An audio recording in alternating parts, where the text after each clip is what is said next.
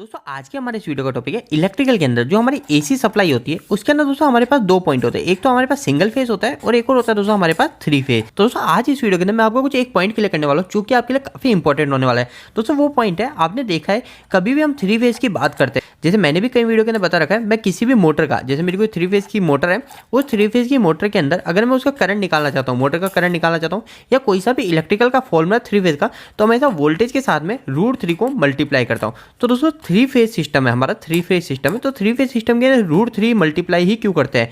तो दोस्तों आज मैं आपको ये चीज बताने वाला हूँ, ये जो √3 होता है, ये √3 और हमारे 3 ये दोनों एक ही चीज होती है। तो दोस्तों आज के हमारे इस वीडियो का टॉपिक यही होने वाला है कि आखिर ये √3 और ये 3 आखिर इन दोनों में क्या अंतर है। दोस्तों देखिए काफी सिंपल है, मैं आपको अभी सिंगल फेज की हम बात नहीं कर रहे हैं, अभी हम थ्री फेज की बात कर रहे हैं। और अभी हम क्या करेंगे दोस्तों, एक हमारी मोटर लेंगे, तो जो कि एक थ्री फेज की मोटर है ना, एक थ्री फेज की मोटर है, और हम इसका एग्जांपल ले रहे हैं। अब हम इस मोटर के पावर निकालेंगे, मतलब इस मोटर के वाट निकालेंगे, और उस वाट को कैसे निकालेंगे, एक समय हम फॉर्मूले के अंदर √3 का उपयोग करेंगे और एक समय हम फॉर्मूले के अंदर ओनली फॉर 3 का उपयोग करेंगे। तो उससे आखिर हम वाट जब निकालते हैं किसी भी थ्री फेज सिस्टम का, तो उसका फॉर्मूला क्या होता है, वो फॉर्मूला काफी सिंपल होता है। हम पावर निकाल रहे हैं, तो पावर निकालने के लिए वाट जो होती है वो हमारी पावर होती है। पावर निकालने के लिए जो फॉर्मूला होता है, एक √3 into voltage into current into power factor, ठीक है, कोस थीटा जिसको बोल सकते हैं। तो दोस्तों मैं आपको बता रहा हूँ ये जो √3 और ये 3 दोनों सेम चीज होती है। तो अब मैं जो पावर का फॉर्मूला ले रहा हूँ, मतलब वाट जो निकाल रहा हूँ वो निकाल रहा हूँ 3 into voltage into current into power factor. तो दोस्तों अब देखिए इसके अंदर दोनों में डिफरेंस हो गया, इसमें मैंने √3 मल्टीप्लाई करा वोल्टेज साथ में और इसमें मैंने मल्टीप्लाई करा है वोल्टेज साथ में 3 को। तो दोस्तों अब मेरी कोई मोटर है, मैं एक एग्जांपल ले रहा हूँ, जो मेरी मोटर है वो मेरी मोटर जो है करंट ले रही है 5 एम्पियर, ठीक है, मेरी मोटर करंट ले रही है 5 एम्पियर, और इसका जो पावर फैक्टर है मेरी मोटर का, मैं मान के चलता हूँ 0.8 पावर फैक्टर है, ठीक है। इसके बाद में दोस्तों मेरे को एक और चीज दिखनी है, वो है वोल्टेज। तो इस मोटर के अंदर मैं वोल्टेज कितने दे रहा हूँ, तो दोस्तों मैं मानता हूँ कि मेरी मोटर के अंदर मैं 415 वोल्टेज से ऑपरेट कर रहा हूँ। तो मेरे को बस ये 3 चीजें चाहिए और मैं इस मोटर के पावर निकाल लूंगा। तो दोस्तों अब मैं इस फॉर्मूले के अंदर पुट कर देता हूं। तो सबसे पहले हमारा जो रेगुलर जो हम फॉर्मूला यूज करते हैं उसके अंदर पुट करते हैं। तो √3 की वैल्यू हमेशा एक फिक्स होती है, वो होती है 1.732 इंटू वोल्टेज। वोल्टेज हम कितने दे रहे हैं दोस्तों, 415। तो मैं लिख लेता हूँ 415 इंटू करंट की बात करें तो करंट हो गया हमारा 5 एम्पियर इंटू पावर फैक्टर, तो पावर फैक्टर मैं मान रहा हूँ 0.8, ठीक है। तो दोस्तों इसको सॉल्व कर लेते हैं फटाफट से और हमारा आंसर देख लेते हैं इधर कितने वाट आ रहा है, हमारी मोटर जो कितने वाट की बन रही है। तो 415 इंटू 1.732 इंटू 5 एम्पियर, ठीक है, 5 एम्पियर और साथ में पावर फैक्टर, तो 0.8 हमारा पावर फैक्टर है। तो उससे जो वाट आ गया वो है 2875 वाट। तो मैं लिख लेता हूँ 2875 वाट। दोस्तों ये हमारे अभी वाट आए, अगर हम इसको किलोवाट में कन्वर्ट करेंगे तो हमको क्या करना पड़ेगा, 1000 से भाग लगा देंगे और हमारे किलोवाट आ जाएंगे 2.87 किलोवाट। तो दोस्तों अभी हमारा पॉइंट ये है कि अगर मैं 3 से मल्टीप्लाई, यहाँ पे √3 की जगह 3 को यूज करता तो क्या हमारा कुछ अंतर आएगा, नहीं दोस्तों, ये दोनों एक ही चीज है, √3 और 3 एक ही चीज है। ये अंतर कैसे हो जाता है वो आप समझ लीजिए। तो दोस्तों देखिए जैसे पावर अभी मैं वापस से वाट निकाल रहा हूँ, पर मैं यूज कर रहा हूँ 3। तो दोस्तों अभी मैं यहाँ 3 यूज कर रहा हूँ ना, तो मेरे को एक चीज ध्यान रखनी है, मैं जो वोल्टेज मल्टीप्लाई करूंगा, यहाँ पे वोल्टेज जो मल्टीप्लाई करूंगा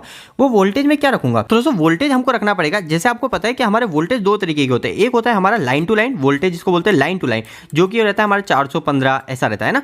एक होता है हमारा वोल्टेज फेस वोल्टेज, ठीक है, जिसको फेस वोल्टेज वो चेक करते हैं हम फेस और न्यूट्रल के बीच में, है ना। तो दोस्तों अभी हम यहाँ पे वोल्टेज रखेंगे, यहाँ पे हम वोल्टेज रख रहे हैं 220 230, मतलब जो हमारा फेस और न्यूट्रल के बीच में हम वोल्टेज चेक करते हैं वो हमको रखने पड़ेंगे। 415 वोल्टेज अगर मैं यहाँ पे डायरेक्ट रखूंगा तो ये सही नहीं रहेगा। अगर मेरी मोटर के अंदर मैं 415 वोल्टेज दे रहा हूँ तो मेरे को कैसे निकालना पड़ेगा, इसका जो फेस वोल्टेज है वो फेस वोल्टेज कैसे निकलेगा, वो निकलेगा दोस्तों 415 भाजक 1.732।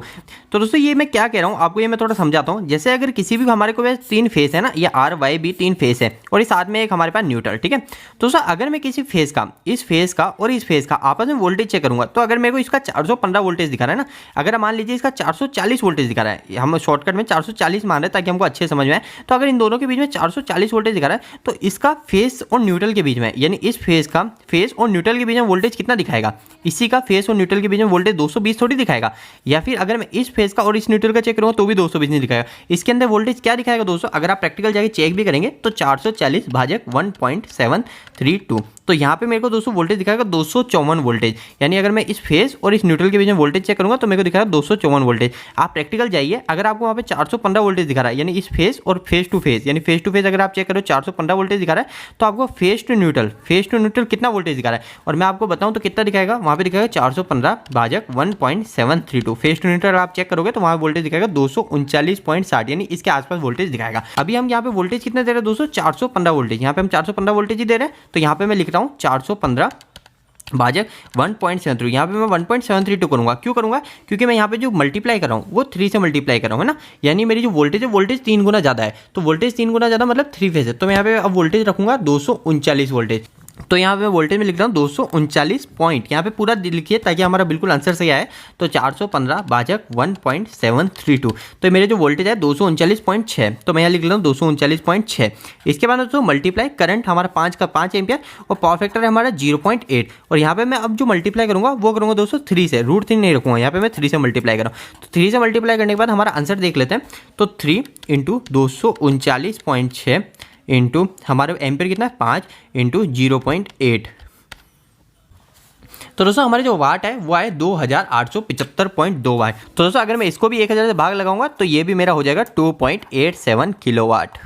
तो दोस्तों अब आपको क्लियर हो गया होगा ये √3 और ये 3 इनमें अंतर नहीं होता है। ये हमको ये शो करता है कि हमारा जो सिंगल फेज है, सिंगल फेज के जो वोल्टेज है वो सिंगल फेज के वोल्टेज से 3 फेज का जो वोल्टेज है वो 3 गुना ज़्यादा होता है। अगर मैं 3 से मल्टीप्लाई करता हूँ सिंगल फेज को तो वही वैल्यू आती है जो 415 होती है। दोस्तों अगर आप ऐसी इलेक्ट्रिकल और मैकेनिकल से जुड़ी नॉलेज और लेना चाहते हैं तो आप हमारी वेबसाइट जुड़ सकते हैं जिसका नाम है www.engineeringdost.com। दोस्तों इस वेबसाइट पर आपको काफ़ी अच्छे हिंदी में इलेक्ट्रिकल और मैकेनिकल से जुड़े आर्टिकल मिलेंगे। और दोस्तों वो जो आर्टिकल मिलेंगे वो इतने आसान शब्दों में होंगे कि यहाँ पे कोई 8वीं 10वीं क्लास के लड़के भी जाके इसको पढ़ते हैं तो वो भी अच्छे से इलेक्ट्रिकल मैकेनिकल समझ जाएंगे। तो दोस्तों एक बार आप हमारी वेबसाइट से जरूर जुड़िए, इसका लिंक आपको इसी वीडियो के डिस्क्रिप्शन बॉक्स में मिल जाएगा। दोस्तों आपको यह वीडियो कैसा लगा, इस वीडियो को लाइक करके जरूर बताएं। अगर आपको कोई भी सवाल इस वीडियो के प्रति इलेक्ट्रिकल से जुड़ा है तो आप मुझे नीचे कमेंट बॉक्स में कमेंट करके पूछ सकते हैं।